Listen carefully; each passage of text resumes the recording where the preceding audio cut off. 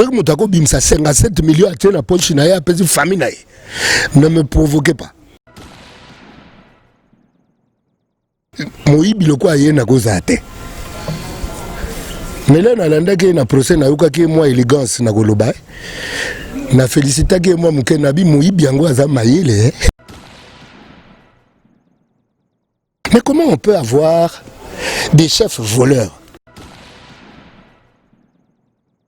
Monsieur Jean Goubal, au moment où Tozo beta masolo awa na est eza vraiment yakoyinda ça brûle batombo kikuna bazo ziki ça bazo pelisa ba moto par rapport ya ba nombre de années au ba pesi Vital Kamerhe monte que Congo ezoki na kokapa.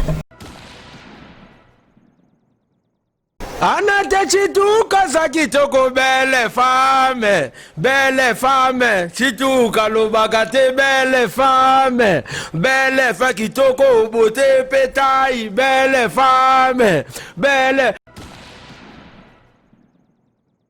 Voilà, bonjour mesdames et messieurs, ça a toujours été un immense plaisir pour moi, Annette Chituka, de communiquer avec vous et ça se fait à travers ce micro et cette caméra. Je tiens avant tout à remercier celui qui est derrière la caméra, Herman Emporio, garçon slim, la touche spéciale. Grand merci à tous nos abonnés, à toutes ces personnes qui se donnent le plaisir de aimer, commenter nos émissions. Vos commentaires, vos suggestions nous aident à se perfectionner. Je tiens également à remercier Maïlé Dibos Pichou Mangaya, grand merci à Tonton Banda, l'homme invisible de la nation. Et je tiens également à remercier toutes ces personnes qui se donnent le plaisir de commenter. Vos commentaires, vos suggestions nous aident à se perfectionner. Continuez à vous abonner massivement. Voilà mesdames et messieurs, je vous signale que je ne suis pas seule aujourd'hui. Je suis avec monsieur Jean Goubal. C'est avec lui que nous allons dérouler cette émission, à qui je dis bonjour. Bonjour maman. Monsieur Jean Goubal, dites bonjour à Bandekonyos Bazolanda à travers le monde entier. À travers le monde entier, Bandekonyos Bazolanda biso, bonjour. Nayebi gatango na bino ezakaya okesana. Omona oyo bana tongo, oyo bana butu. To contenir bonjour le quoi est du tongo na butu, le jour entier. La partie à soir na ya tongo. Bonjour. Voilà, merci beaucoup monsieur Jean Goubal.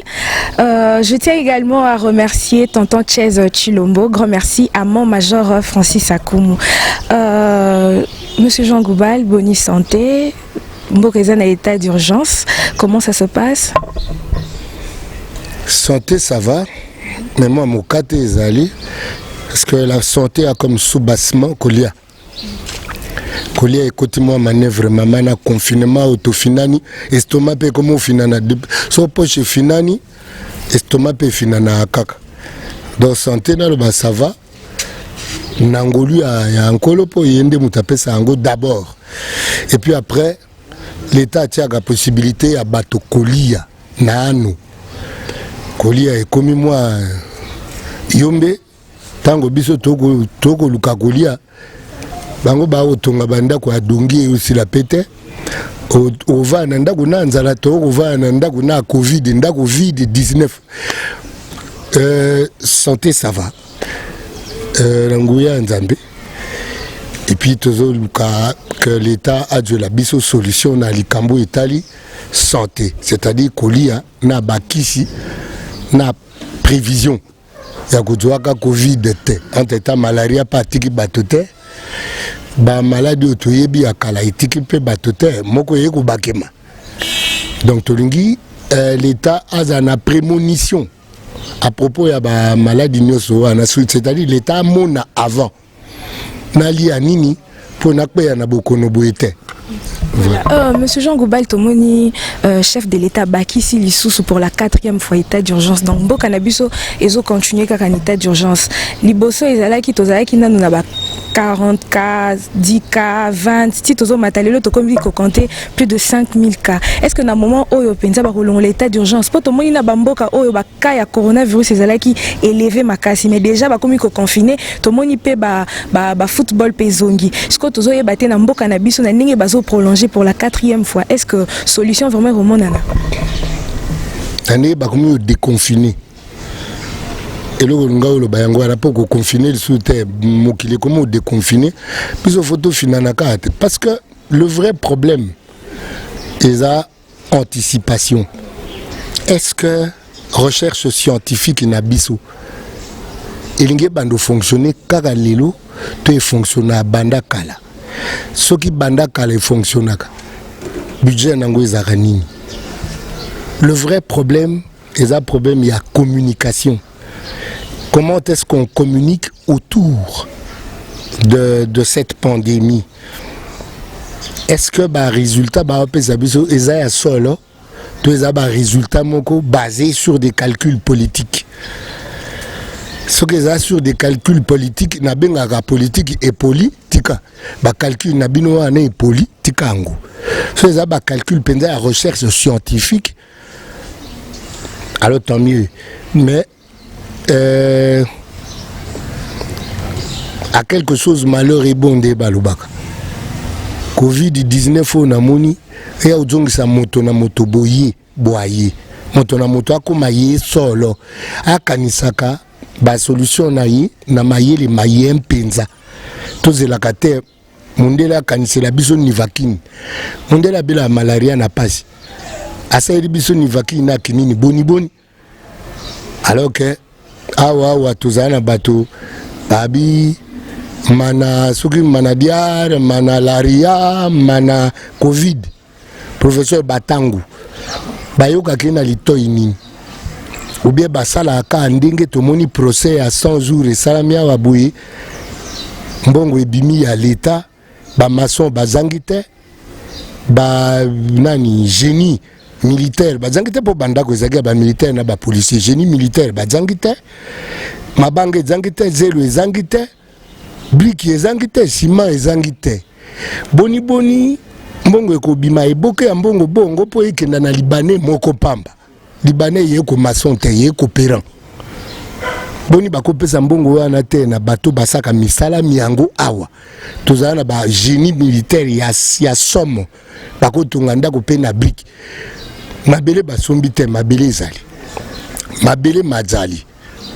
bazwa brique ezali etate na musukutu bainga basimba 57 millions te babite yo société ya brique yo futaka biso mpako boye ko futa te pesa biso brique yo société ya zelo ofutaka biso mpako boye ko futa te na tango boye 57 millions eke na makambo ya kolia makambo ya banzela parce que kolia santé etalaka pe nzela so boloni masango na Katanga nzela nini ya 13 kolungba Katanga tiki sasa entre temps kolungba Katanga tiki sasa bamboka eza na katite bakasa eza wana ba kolungwa Kisangani tiki sasa bamboka ezali kolungba. C'est ça le vrai rôle des gens qui s'assument en tant que politique avec une vision de l'aigle, une vision voir en avant. Mususu président azwaki likanisi ya ko exporter ba maison préfabriquée et anamboka na biso peut-être alingaki a innover aye la biso makambo sika yango azwaki likanisi ya kopesa Jamal Mbongo ki ne kozwa ba maison wana ya nango po ezala ba biloko moko na ezala te yango to moni nyonso ekoti kaka na makambo ya 100 jours. Président azalo kwa tata na musa moko na kuma éthique environnementale responsable, bazo comparer la responsabilité de l'homme d'État. Si on a homme d'État, homme d'État. Je ne parle pas de politique, je ne parle pas de politicien et surtout pas de politicien. Je parle d'homme d'État, c'est-à-dire moto et amemi responsabilité ya moboti na likolo ya mboka. Moboti ya koko tinda mwana songolo tala mpata ye sumba mapa sumba loso sumba panga po na ndako mwana sumba mapa mama na Sabina ateka mapa mama na nani inga ateka loso mama na nani Nsimba ateka panga mais boni yo tiki ba mamoto yebi oke sumba panga na halal.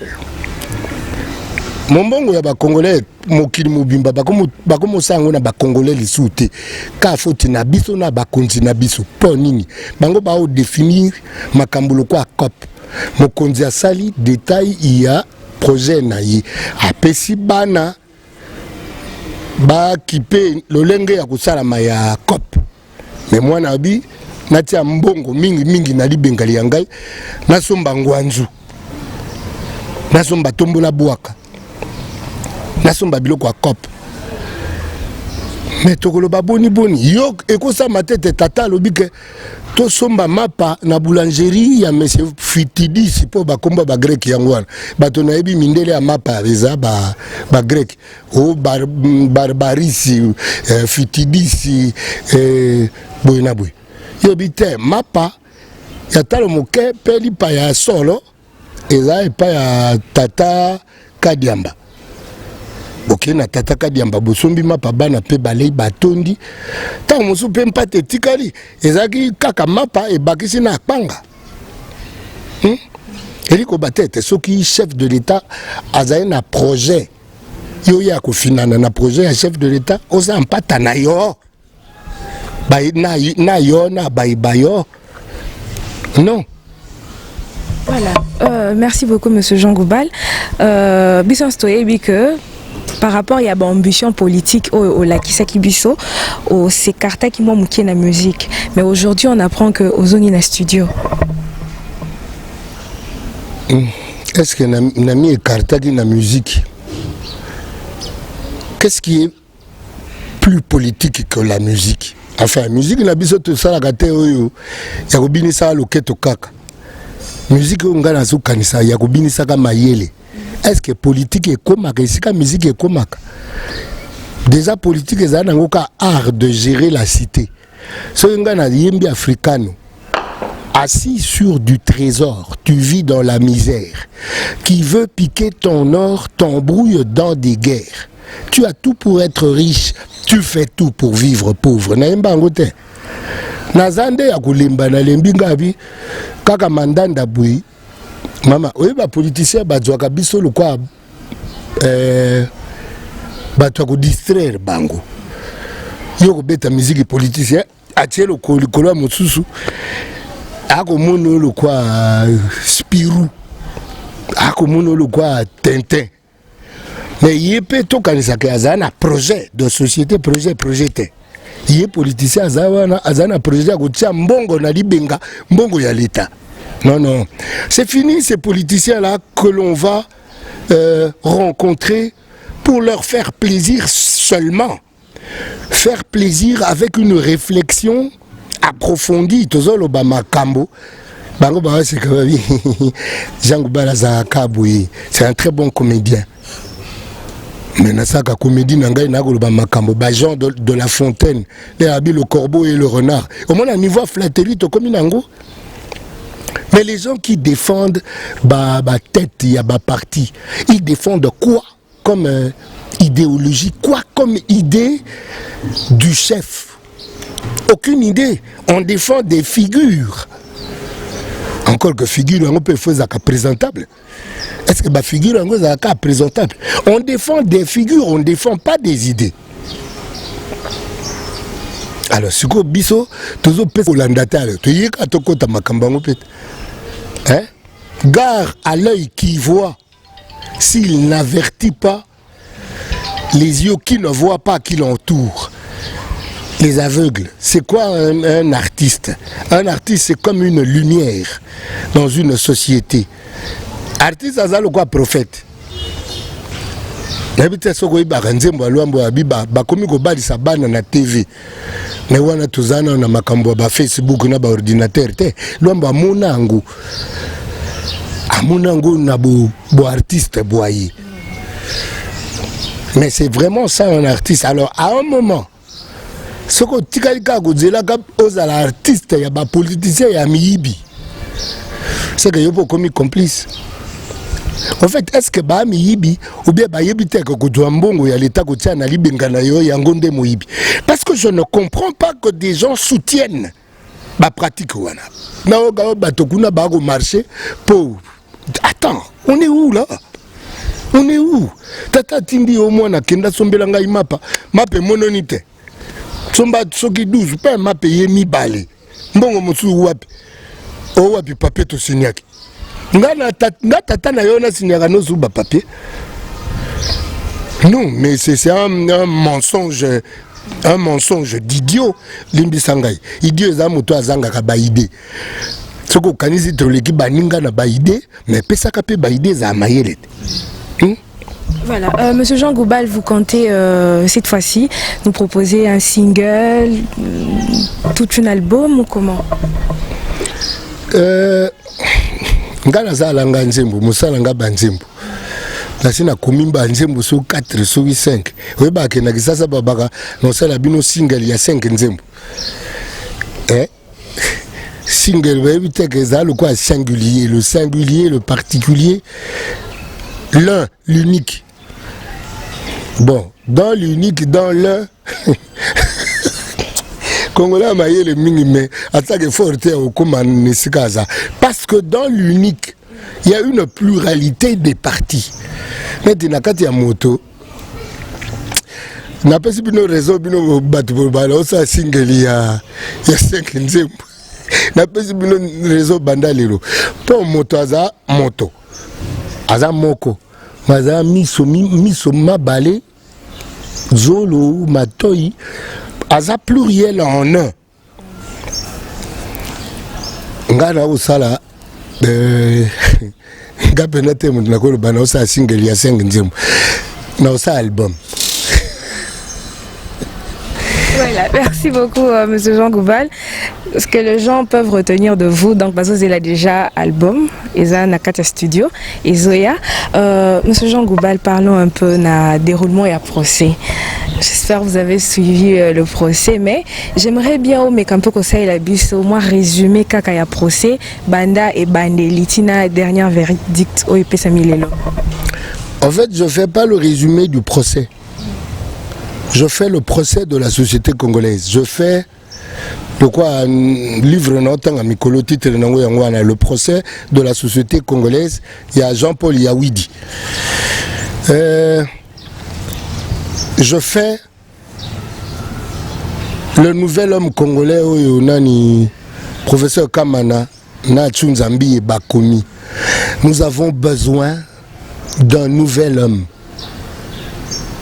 C'est-à-dire moto ya kala ya Congo azana confusion entre nini fulu nini ye ebite soko le kisayo ngaso na ole kasayo na yoka lokwa nani nyamona mona koleka mabeza ka hippopotame na mona lokwa hippopotame asali gaz omoni soko komi côté ya sayo na opala Nangambo boyezaka soki cimetière à Kala et si quand on a foulé zaka mais place où soko komi solo et beta en solo. Est-ce que c'est ça qui est devenu l'homme congolais? Parce que l'homme congolais qui ne sait pas faire la différence entre solo mabé na solo kitoko makelele mabé na makelele na musique. C'est le soko qui est na l'église. Heureusement corona pexi bangwango. Corona pexi musique et bêta ka veut dire oka baf les eaux crachées. Babi bao yembela nzambe. Mais beaucoup yembela nzambe na musique mabeboy. Il faut qu'il y ait une remise en question de l'homme congolais. Le procès 100 jours n'échappe pas à ce fait. C'est-à-dire que l'homme est devenu corrompu, mais foncièrement corrompu dans ses 5 sens. Liso ego mona fulu ego lo bate. Zolo ego ga solo a fulu ego lo bate. Mato yeo yoga makelele ya nini ego lo bate. Touché toko matana babenga yoni esprit de vie toko pakola na mitoki toko lo bate. Etika nini? La vue, le goût, l'olfaction.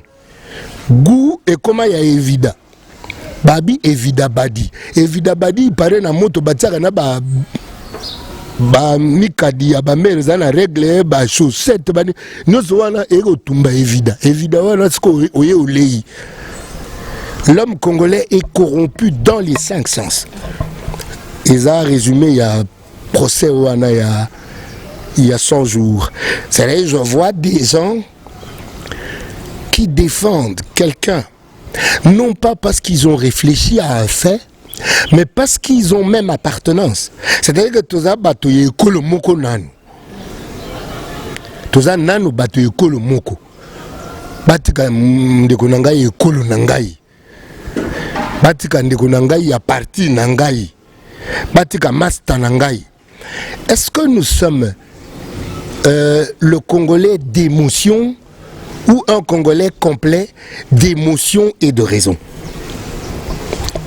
Parce que naza awate le quoi bato bako kumisa kobo ya émotion. Parce que les mêmes cellules nakati ya moto, cellules oeza nakati ya cerveau, oezo kanisa. Yango pe ba même cellule wana et ça l'émotion. L'homme doit être complet, total. On ne peut pas n'avoir qu'un homme partiel. C'est-à-dire que quand on est trop rationnel, le rationnel attend des preuves.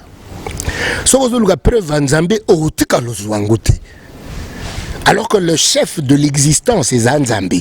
Alors Nzambe Oko appréhender les mêmes cellules qui pensent, mais les mêmes cellules qui savent pour capter les signaux, il y a le 6e sens, il y a 5 sens où ils sont corrompus. 6e sens est athée. Mais 6e sens, le 6e sens, pas batté. Et le procès 100 jours nous montre dans quel état nous sommes devenus corrompus, mais foncièrement corrompus. Moi, personnellement, procès ouverture ya makambo, c'est-à-dire que l'héroïo motonyo so aze sikaza ayebi que moi ba dossier naye ya bo moyibi ezali akendaka l'héroïo komona ba juge ba mo benga république des juges. Bongo conscience na bino moko ezaka te ngaka zi moto na motaka na juge na ye. La conscience est un premier juge. Ole ko c'est la juge ala telo bilamba mwindo aya ko kufa na ba situation to yebi pete. Zala na premier juge na yo kataka makambo na yo yo na yo. La première relation de l'homme, de l'humain, c'est de lui à soi. Motona yempenza. Na ye moko boyo boyo ngayo yo penza na sengei ko lata su kazaka na bima na miso bato na tombola loboko po bakumisa ngai moyibi boy. C'est ça la question qu'on doit se poser. On ne doit pas venir devant des gens solia parti na sola malasi alors que ovana na quartier fulu. Alors que yo moko na cerveau non conscience c'est comme a fulu. C'est le pas qu'on doit franchir. Là ça ba procès boy na ba TV. Tout ça quand on a kati na biso moto na moto onte yaye. Monsieur Jean Goubal, Batunio Sobazala qui scotché devant le poste téléviseur, Bissonion Sotobanda osé la procès de Ezala qui prévu Ezala na 10h. Mais tout le juge président a commis na 12h. Au moni comportement anandé. Maman a l'habitude à l'oba. Erobo yokani yango wana. Mais ero yi. Attends par rapport à Erobo yokanaki. Obi il fallait banda 10h. Babandi 12h. C'est-à-dire Babani à 10h120.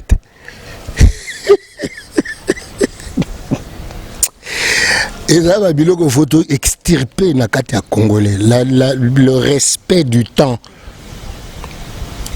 Mama temps penzande eloko il a sa biso que biso toza fini. Nkolo mukolo temps aza infini. Respecter le temps et ça que tout réaliser bas projet. Ce qui les 60 ans il y a indépendance. Tout réaliser le côté. C'est parce que tout bagay Nzamba ou ça là. Nzamba ou ça là, c'est dans le futur. Un futur dont on ne connaît pas la longueur, l'extension de ce futur là, l'amplitude de ce futur et c'était bien. parmi ba respect il y a moto et pas naïe les appétants nga soit remède na iloko yo temps na comme tambola kana mikanda soto kana ki na ye pa na yo na ye na l'air to kana ki na fungoli mukanda pona yebike na kata mukanda soko legisi 120 minutes na yo nde mama bandolo alubaka nde mama alubaka 10h 120 na 120 na tangile musu ba page 20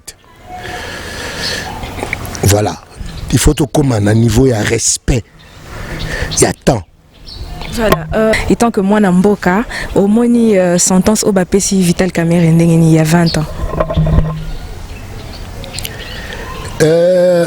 Ba sentence wana bilo à l'état. Eza bandingi bayokani. Bayokana ke na mbeba bouye réparation eza bouye. Na mbeba bouye réparation eza bouye. Wana bango badui décision. Mais au moins sentence ezali.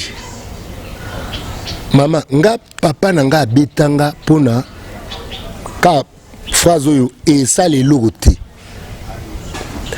Livre na tika on a mesa na coin nord. Aye kutango na mesa na coin est. Nana déplacer ki livre. Ah, nga mna simba livre wana me. Uteke on a mesa na tika on a mesa ça ni.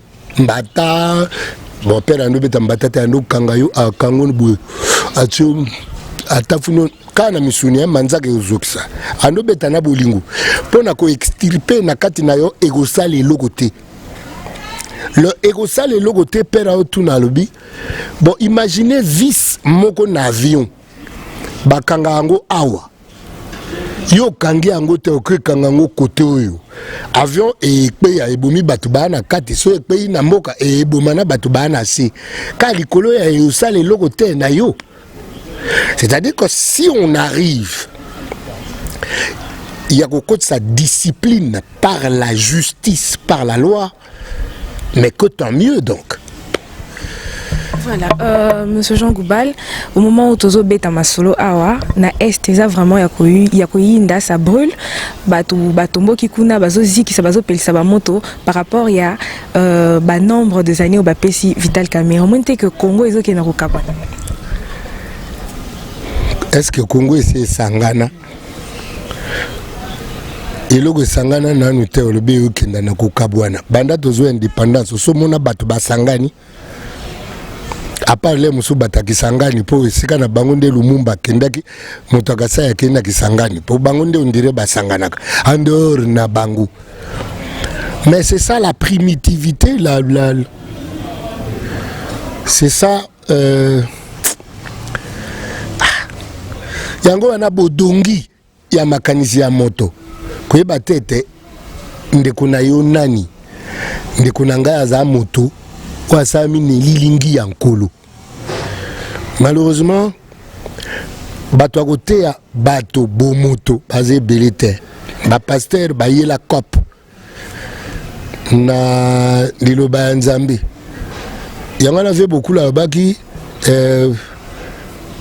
kombo ya Jésus bako tekango bato baza censé côté ya biso bomoto na bomoko eza bato batera liloba na Nzambe mais bango moko tala bango te bomoko ezate poni bomoko ezate po baza baumbu ya mosuni. Quand on est esclave de la chair, on ne sait pas entrer dans la première petite porte de l'humanité, devenir humain. Moto abota makanyama. Ebite soko histoire ya Romulus na Remus. Moi no babokola ki na balu. Bano babokola na balu, ba comme na comportement ya balu. Par exemple, il y a baboti na bango, il y a balou. Bongo balou politique otoza na bango. Ba ola ki sa congolais exemple ni. C'est un exemple à ségrégation. Mais il faut que viennent les humains pour qu'ils dressent les animaux des Congolais que nous sommes. Ba dressame na ba humain. Ba humain yami nene, ba humain yami kolo genre Simon Kimbangu. Simon Kimbangu, ça c'était un humain.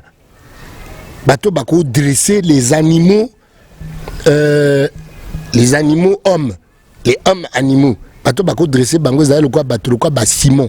Bato baza likolo ya fimbo. Likolo ya mbongo. Des gens qui ne souffrent pas du manque. Des gens qui ne souffrent pas d'être chicotés. Des gens qui veulent amener les autres, leurs semblables en chair, à une ressemblance en esprit, en âme, en intelligence. Voilà. Toza ko kabwana po toza na nyama mingi mingi. Tango to koma bato solo to ko sangana to koma moko. Voilà. Monsieur Jean Goubal, lelo évêque Pascal Mukuna azana makala yepe ba pesa qui est sentence naie partie civile pesa qui est proposé qui 20 ans pour naie nyonso ane lo rememi ezaka éveil patriotique oyo ye abandaki ko sala et memi et pesi 20 ans na 2 ans pour na avocat naie alobaki que azaki na arme omoni makambo wana ndengeni devoir un homme de Dieu na munduki et puis par rapport il y a éveil patriotique pe o abandaki ko sala et memi etina ndenge à 20 ans, Vital Kamerhe 20 ans, Pascal Mukuna 20 ans. Aux hommes on était que peut-être ils ont même encore na simandé au commandé makamana. Maman, tojonga na ba 20 ans ya Vital c'est Katami ya Pascal Katami nante. Yepe Pascal nani apese kombo évêque. Yemoko tonkolo. Chaque classe est un examen nango. Yo ngio do examen ya évêque. Okojuango katko. Okojuango ba tata on a commissaire Simon tata Simon Kimbango l'air a dit test ya kacho ye tata Simon bazwake na ba masolo badu nango Pascal tiens pour nini okinda komi prêter na mbeba pour nini soko za mo sale na nkolo Paul alobi. Il est préférable d'être mari d'une seule femme. Préférable. Mais il y a un mari d'une femme qui a balate. Abi na balite pour nazala obligé à usalaka et sengo ya moi cité. Na balite pour na saka sengo ya kolo. Mais yo bala. Olingi matabisi. Tikala na kombo nos frères. Christ abi benga bango nyoso tout frère. Ngala mona kombo évêque na Bible te. Évêque na Bible na ba prêtre le quoi ba Aaron. Ba prêtre. Mais to lingi ba kombo trop biso na Congo. Na le norme un pays énorme ba to balou la forme. Les noms sont des formes. Les noms c'est pour l'attraction extérieure, c'est le quoi cosmétique. Na ebisio babenga kayo évêque. Alors le colingi ko za l'évêque soit test ya évêque. Jonas pas zoga kachone ya kati ya Yambisit. Jonas kenda gote ya Jonas Benda. Jonas ya gote Jonas Benda. Kachona yo kati ya Mbisi. Merde na c'est ça. Toka nsana nuke Jonas à vivre l'élo. Tozana ba chombo. So ba okoti na kati ya Mbisi c'est que réseau ya te. Siko Jonas mera obinga. Que quoi tout. Votre correspondance soki nini voilà. 3 jours. 10 jours à obenge Simbi. Allô oui. Bon, Jonas là, on est comme ça tout le monde. On va n'est pas nani. Tenzamba tsenga na kati ya Mbisi. Alors on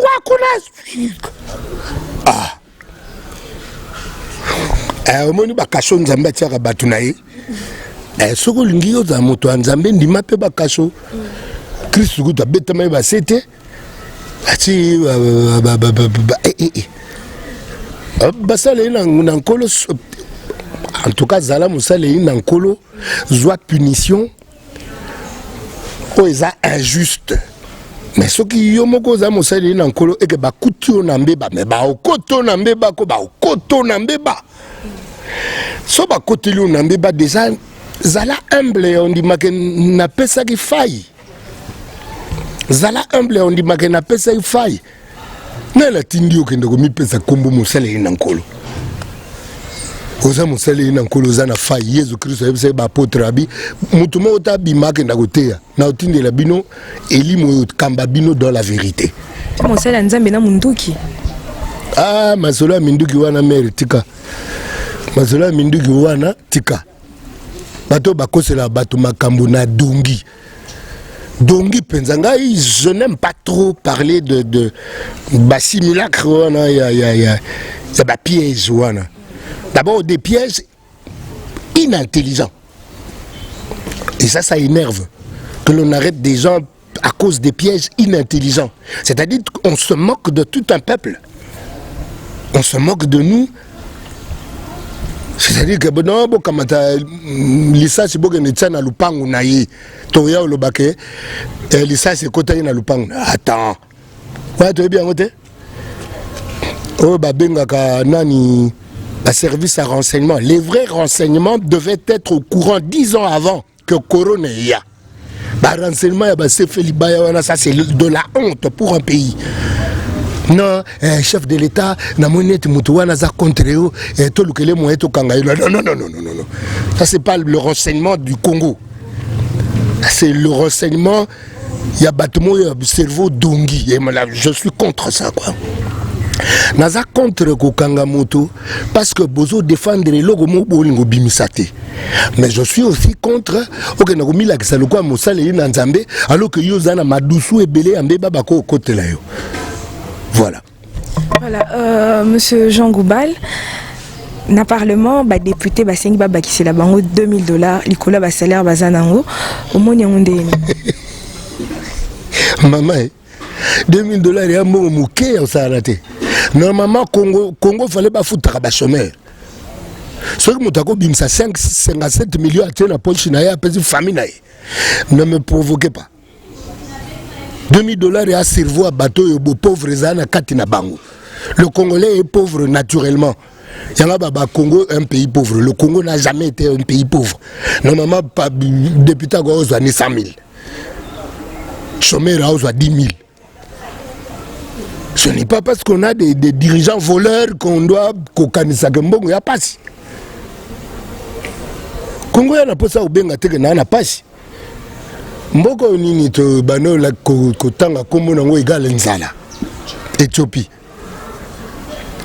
Nakita na aéroport ya Éthiopie mama o babenga aéroport na biso anjili.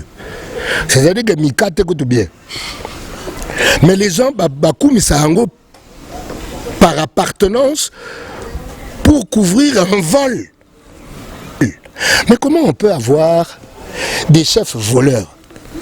Nathan a livré mon titre des rois mendiants. Mais comment ba roi mendiant lelo? Nous sommes devenus des rois mendiants.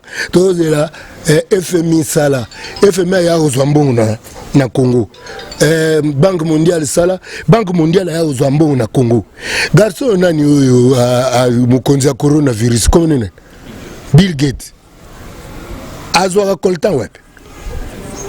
Si awa na Congo azwila ngo nzela nini? Si azwila ngo nzela ba este yozo lo bakuna mobulu ezana ba este madusu eza partout. Madusu ya partout pour madusu ezana kati ya l'individualité. Il y a beaucoup de vide dans l'homme congolais. Yangona nani kama na ona tangaki na livre moso a commis le nouvel homme congolais wana ona natanga kombo moso so abi l'imbécilisation collective du congolais par la presse, la religion, la politique et surtout la musique.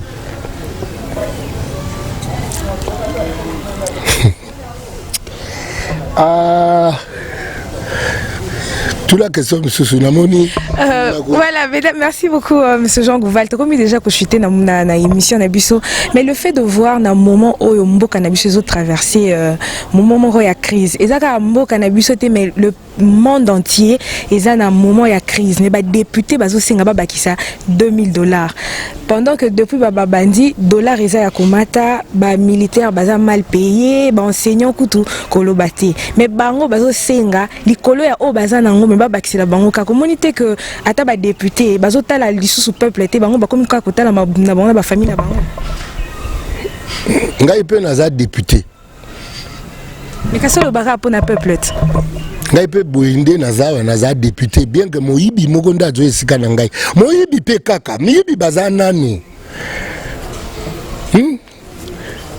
yo zaki ministre à budget mbongo à budget batuni ona utendengo saleli mais mbongo no ya budget kanda na yo na ko zo esika Jean Goubal motongo pe na ye otala lera o sa procès wana a moto village nanga il vient du même village nanga batamiabi village te mais bon ndenge botanga biloko Nathalie botinga bi oh ta bateau to utine côté moko bon différence est entre ngana ye moyibi loko aye na kozate mais là nalanda ke na procès na yuka ke moi élégance na koloba na félicita ke moi muke na bi moyibi yango aza mayele en tout cas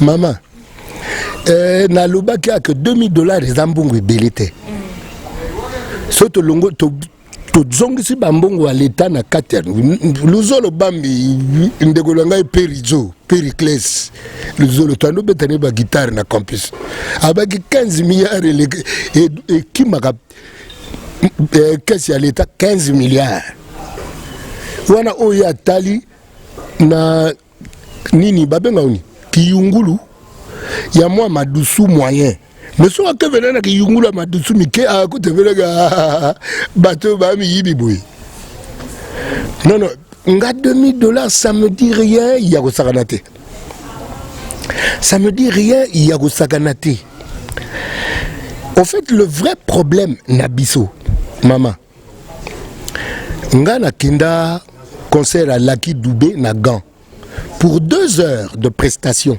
bafoutaye 300 000 euros.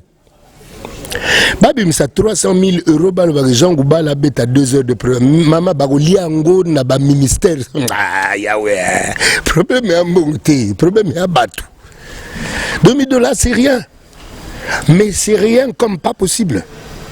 Sauf que il faut équilibrer, il faut aérer la vie. Il faut qu'il y ait un partage équitable. Il y a richesse à Mboka. Non, chômeur repsa ko doit $2000. Chômeur, à quoi doit $2000. Voilà. Voilà. Merci beaucoup, Monsieur Jean Goubal. Nous sommes arrivés à la fin de cette émission. Je tiens à remercier celui qui était derrière la caméra, Herman Omporio, garçon slim. Grand merci à My Lady Boss Pichou Mangaya. Pourquoi pas à Tonton Banda, l'homme invisible de la nation. Monsieur Jean Goubal, vous avez entendu parler de la plainte contre Monsieur Joseph Kabila Kabange? Ouais. J'ai entendu. Okuna nina lo ba mingi te po côté droit ils ont falsifié mes amis mi kuna nali ko lo ba trop te po na ko lo ba penana ma te na ga sa ku tu ba procès fallait banda kuna mais bon na éviter quand est-ce que comme kuna mais ndengo zo mona mboka na biso ndezo kendela état de droit zo samsa na malamu na landa professeur Mokonda Bonza abi parler de l'état de droit. Il faut en amont parler de l'état. Parler de l'État, c'est parler d'un territoire. Est-ce que le territoire congolais existe? Un territoire poreux, le Kwawana, Rwanda Koti, Zambie à Koti, Centrafrique à Koti, Angola à Koti. Est-ce qu'il y a un État pour parler d'état de droit? Est-ce que Yaya Zalipo Tolbake au Lekia? Il faut état et banana au Gozalate. Professeur Mokonda Bunzangate. Wana baba nganga maile lamboka. Pour parler d'état de droit, il faut qu'en amont y ait état. Est-ce qu'on pense état? Le territoire est-il sécurisé? Parler de sécuriser, c'est parler de l'armée. Est-ce que nous avons une armée? C'est quoi tu vas nous canaliser? Mais bon, les douleurs de l'enfantement, c'est-à-dire que tout déconsidéré, faible commencement OET. Toko déconsidéré en côté. Mais toko soukawa nate pour na kokumisa oyo. Parce que nani bandité. so mwana sokoli akomolata ba chaussette na couper uniforme okokumisa ete kakobima le premier pona na kekutu classe en côté. Nous voulons qu'il y ait un état et qu'ensuite vienne vraiment l'état de droit. Merci beaucoup, Monsieur Jean Goubal. Nous sommes arrivés à la fin de cette émission. Je tiens à remercier Madame du Cœur Annie Moussoulou. Grand merci à mon président Firmin Matoto. Pourquoi pas à toi, Junior Loboko. Et grand merci à Djonga Akula. Grand merci à maman Adèle Akele. Nous sommes arrivés à la fin, Monsieur Jean Goubal. Qu'est-ce que les gens peuvent retenir de vous ce soir? Bandeko, de moi, ne retenez qu'un citoyen congolais vous aimant comme aimerait un vrai père qui châtie ses enfants pour les redresser. Quand ça kangai koyoka babi masolo to beta ba $2000 to banga ba $2000 mboka oyo ese boyebi ke Dubai po ebanda kotongama Mobutu apesa ndambo ya mbongo. Dubai etongama na ndambo ya mbongo ya awa ta esika Dubai ekomi ta biso na Tchad nakenda kuna nakuta barabara moka monene bapesa komo Mobutu mutasaisa ngo kuna mebino mikonzi nini oyo olebo tonga mboka na mboka boko tonga mboka na poche na estoma exemple na koyina bino te nazana tango koyina bino te na baniongo ya bolingo nzambe lekebele nzambe alingi ngai tellement que na komi na cheville ya bolingo na ete na tango alekisaka na koyina bino miyibi ya mikie bwete mais boyo kaka peko boyo kaka nanu pe et puis boyo kaka nanu pe soni na bino moko tango zo yiba wana bana pe na ndako ba papa ye papa ngo nani moyibi to papa une dignité na suki wana mama. Voilà, merci beaucoup Monsieur Jean Goubal. Grand merci à tous nos abonnés de cleboa.com. Hein. Merci de vous abonner, de partager. Restez branchés sur cleboa.com. Bonne suite au programme. Bye bye.